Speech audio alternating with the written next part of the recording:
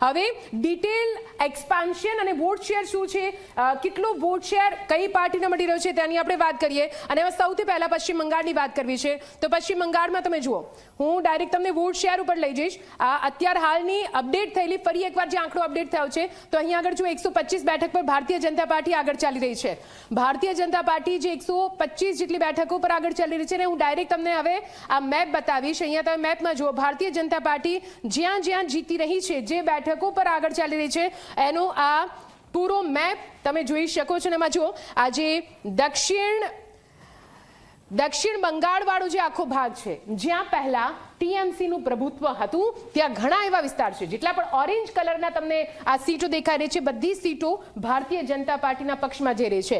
આ ઉત્તર બંગાળનો જે ભાગ હતો ત્યાં તો પહેલેથી જ ભારતીય જનતા પાર્ટીનું પ્રભુત્વ હતું, પરંતુ અહીંયા કોલકાતાથી લઈને હાવડાથી લઈને 24 પરગનાથી લઈને આ બધા એવા વિસ્તારો હતા કે જ્યાં ટીએમસી નો ગઢ હતો.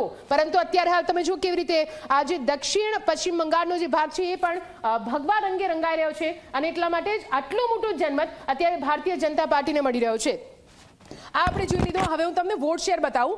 વોટ શેર ખૂબ જ મહત્વપૂર્ણ બની જાય છે જ્યારે મતદાનની વાત આવતી હોય છે. અને આ વોટ શેર તમે જુઓ, આ વોટ શેર હું તમને કમ્પેર કરીને બતાવીશ કે આખરે ગત ચૂંટણીમાં કેટલું 2021ની ચૂંટણીમાં કેટલો વોટ શેર હતો અને અત્યારે આ વોટ શેર કેટલે પહોંચ્યો છે. સૌથી વધારે ભારતીય જનતા પાર્ટીનો વોટ શેર આપણે જોઈએ, અહીંયા જો 44.92% વોટ શેર છે. આ આખો વોટ શેર ભારતીય જનતા પાર્ટીનો છે. સાથે સાથે આપણે અહીંયા આગળ 41.71 જેટલો ટીએમસી નો વોટ શેર છે. 2021માં વોટ શેર કેટલો હતો તો 47.9% જેટલો. એટલે આ જે વોટ શેર હતો એ 47.9% જેટલો વોટ શેર ટીએમસી નો હતો અને ભારતીય જનતા પાર્ટીનો 38% જેટલો વોટ શેર હતો.